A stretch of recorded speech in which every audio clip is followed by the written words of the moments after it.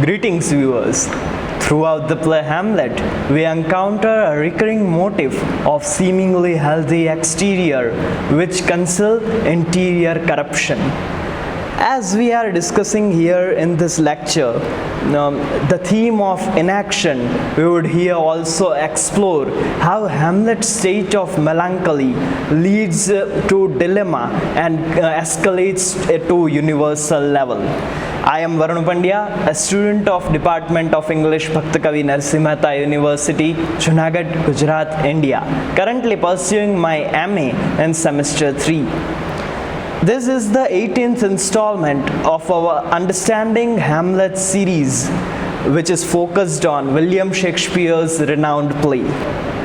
Hamlet, a popular, kind, thoughtful, and cultured prince of Denmark, possesses a tragic flaw in his indecisiveness and inability to take appropriate actions in due time.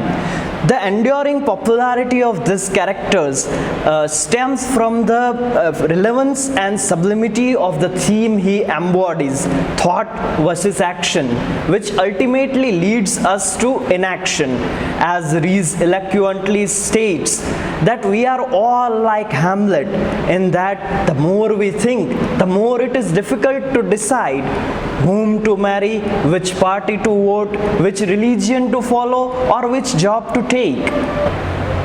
According to Coleridge's viewpoint, Hamlet is fully aware of his circumstances, his sense of duty, and the necessary actions he needs to take. Yet, he fails in their execution when the opportune moment arises. In one of Hamlet's famous soliloquies, specifically Act 3, Scene 1, as you have already gone through all soliloquies in previous lectures, Hamlet's soliloquies, he ponders on the pivotal idea of procrastination with the words to be or not to be, that is the question. Here he contemplates whether to kill Claudius for his evil deeds or to kill himself for not taking revenge for his father's death in due time.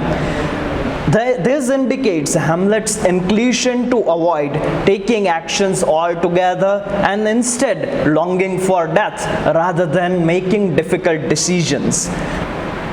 The play also features a second type of inaction, namely Hamlet's hesitation to kill his uncle Claudius in seeking vengeance for his father's death. Hamlet's dilemma endangers madness and chaos throughout the play. Let's examine some of the instances where Hamlet faces dilemma while contemplating the act of killing Claudius.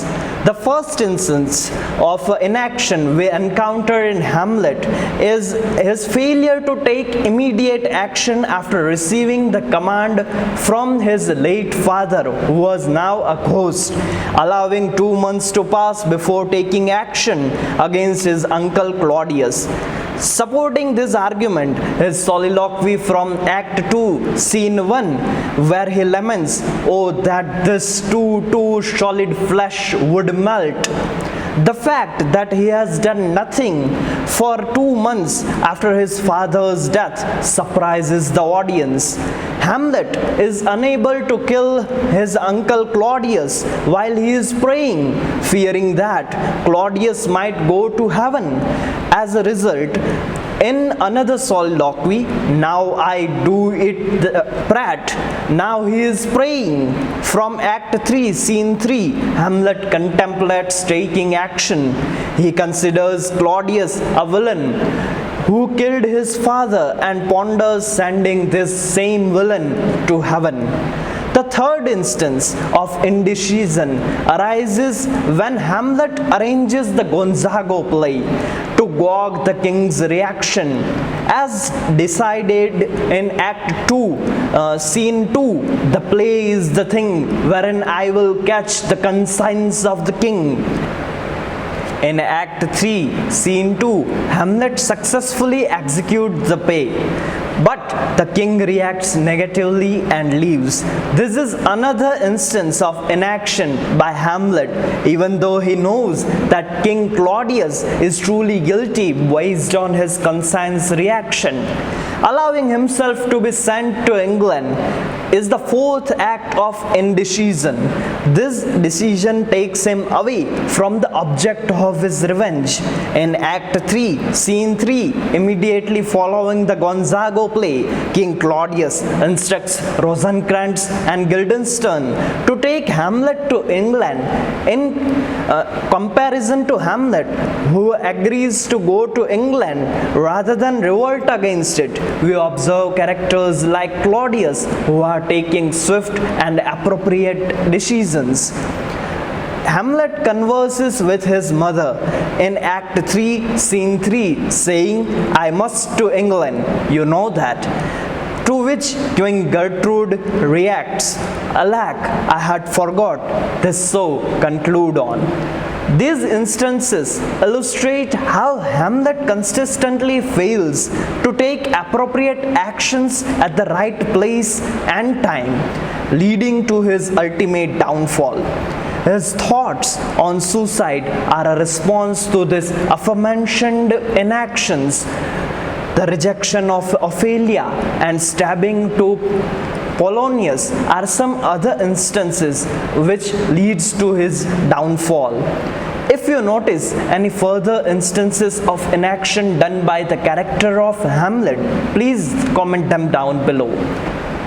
Ophelia too faces a similar kind of dilemma, torn between choosing Hamlet for the sake of love or blindly following her brother Laertes after her father's death, Polonius. Her inability to resolve this inaction leads her to commit suicide.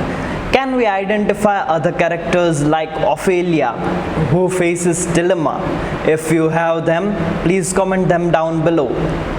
In conclusion, Hamlet, one of the most renowned and complex characters in world literature, ultimately promotes readers to question justification of vengeance. In essence, the central theme of the play could be summarized as procrastination, inaction, or dilemma, depicted by Hamlet, which ultimately leads to his downfall as well as Denmark at certain extents. However, as a human being, we should heed Hamlet's dialogue from Act 5, Scene 2. Not a whit we defy augury. There is a special providence in the fall of a sparrow. If it be now, this not to come. If it be not to come, it will be now. If it be not now, yet it will come. The readiness is all. If you have any doubts or you have noticed any significant element of theme of inaction, then please comment them down below. We would be happy to discuss them. Thank you to the Department of English, Bhakti Kavi Narasimha Mehta University for providing me this opportunity. As well as click the subscribe button and hit the bell icon for never missing an update. We would meet next time with another fascinating topic. Till then, let's grow and learn together.